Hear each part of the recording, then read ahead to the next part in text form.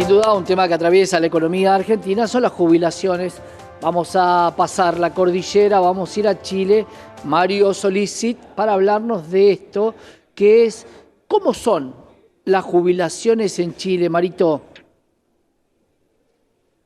¿Qué tal, Santiago? Buenas tardes. ¿Cómo estás vos? Bien, bien. Bueno, y hablando derechamente del tema jubilaciones, nosotros contamos con un formato que, recordemos, se intentó en Argentina hace 2 décadas aproximadamente.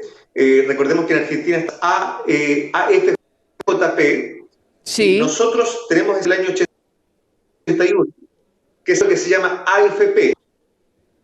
Ese es el modelo que ha instaurado hasta este momento. Un modelo que se ha intentado cambiar, que ha sido un gran dolor de cabeza para los jubilados, ya que la pensión se calcula en base al ahorro que tú tienes a lo largo del trabajo, y al momento de jubilar es un cálculo estimado de vida que te quedan. Rara vez en Chile, si tú puedes vivir hasta los 110 años, no con una persona que 110 es lo personal, pero tiene ese ahorro en la cantidad que posiblemente te pueden quedar. Y acá que las jubilaciones son muy inferiores, estamos hablando de menos del 50% del sueldo, lo que están jubilados en Chile. Se ha intentado fijar, y el gobierno de Piñera sacó lo que se llama una pensión garantizada universal, que es un complemento que te hace llegar hasta los 250.000 pesos chilenos, que es la mitad del sueldo mínimo, para tratar de mejorar en parte la calidad de vida de quienes ya dejaron de trabajar. A ver, entendamos que más allá de lo que tiene que ver con lo privado, el sistema de privado, no de reparto, el sistema chileno también tiene lo que nosotros llamamos PUAM, una pensión única para el adulto mayor. Y esto conforma el haber del jubilado. Claro, lo que ustedes llaman, Pablo, nosotros le llamamos pensión garantizada universal, pero es un modelo que debutó recientemente, estamos hablando de hace 1 año y medio aproximadamente. Si bien es cierto, lo lanzó Sebastián Piñera como norma, se instauró durante el gobierno de Gabriel Boric. Lamentablemente no se ha podido entregar la cobertura necesaria a todos los jubilados porque se creó la ley, pero en ningún punto se conversó cómo se iba a financiar. También ha sido un dolor de cabeza para el gobierno ver cómo dar cumplimiento a todos los jubilados que lo están necesitando.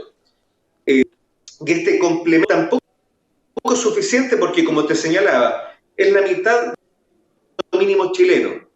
Por lo tanto, si bien es cierto, alivia un poco la carga, tampoco soluciona muchas personas que ya están en la tercera edad, con su sueldo, con su jubilo les alcanza para mantenerse en el día a día.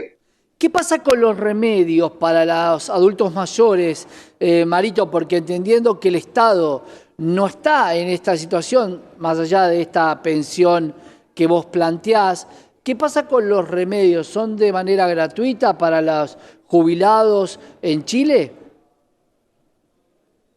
A ver, es que es un problema muy parecido a lo que puede ocurrir también en Argentina. Si bien es cierto, el sistema público cuenta con determinada cantidad de fármacos, es muy difícil poder encontrar stock en los distintos consultorios al momento de necesitarlos.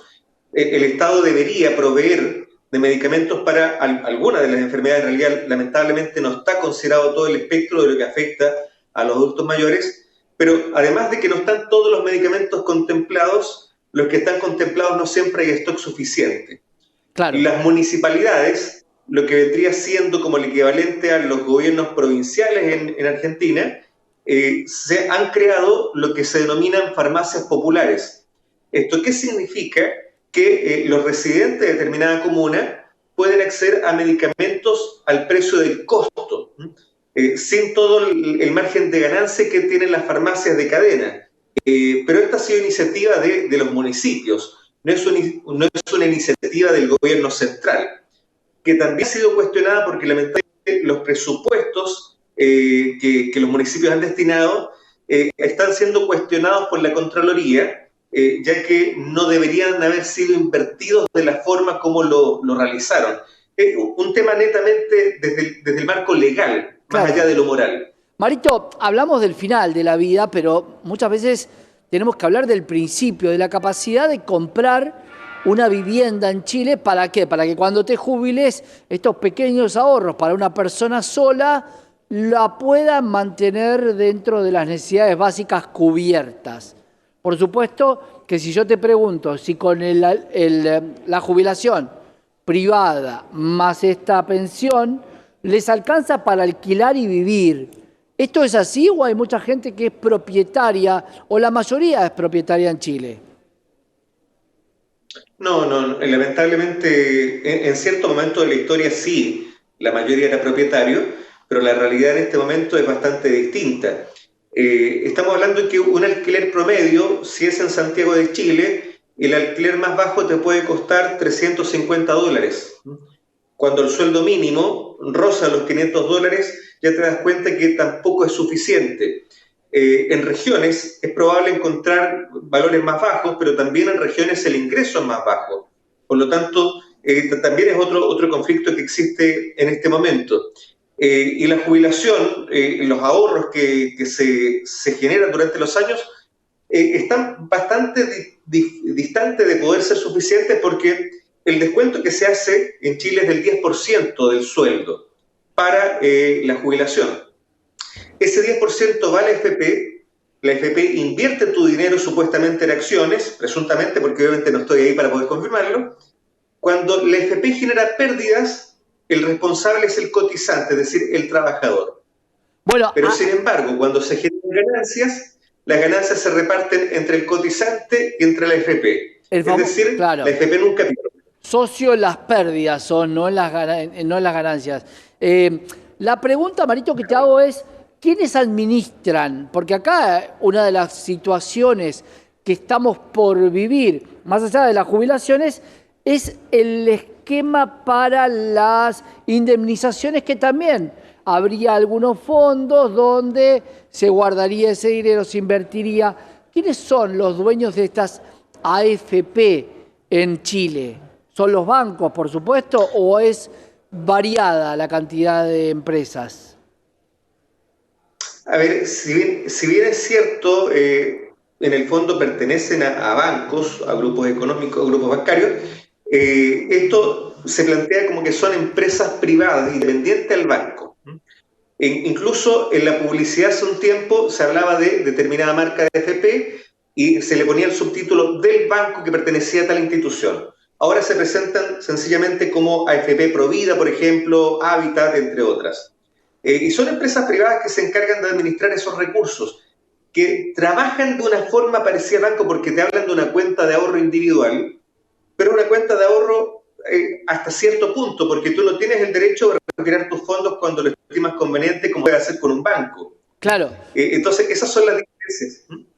Vos en tu trabajo aportás a estas AFP y por otro lado podés tener una capitalización individual para poder llegar hacia el final de tus días no laborables de una manera más holgada. ¿Es así? O sea, eso es lo que se planteó desde el inicio de la FP. La hipótesis se hablaba que supuestamente las personas podían jubilar con un sueldo en actividad.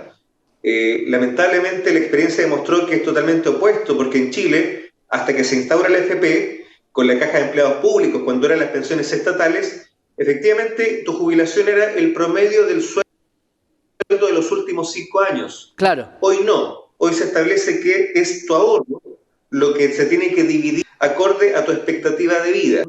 Es por eso que hay mucha gente que le corresponde jubilar, por ejemplo, a los 65 y decide seguir trabajando hasta que sus fuerzas se lo permitan, para poder tener un ahorro más abultado y poder llegar en mejores condiciones a su vejez.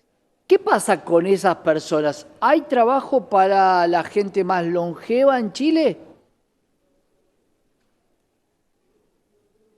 A ver, lamentablemente vemos dos tipos de tercera edad, de los que se mantienen activos. Están los que, por algún motivo importante, y su condición les permite seguir desarrollándose hasta, incluso algunos hasta los 80 años o más. Y están los adultos mayores que se ven obligados a ir a labores como en supermercados y trabajan ya netamente necesidad de poder complementar sus ingresos. Son los dos tipos de edad que tienen empleo. ¿Qué pasa pasa, lamentablemente también hay una doble moral, incluso superando los 45 años, entre comillas, viejo, para Claro. ser un posible contratado en alguna empresa. Eso es lo que siempre se discute, ¿no? Porque subir la edad jubilatoria, acá es a los 60 y 65, subir la edad jubilatoria, porque la gente está en capacidad de trabajo, no quiere decir que vayan a tener trabajo. Marito, te pregunto, ¿qué pasa con la salud, con la obra social, con la medicina?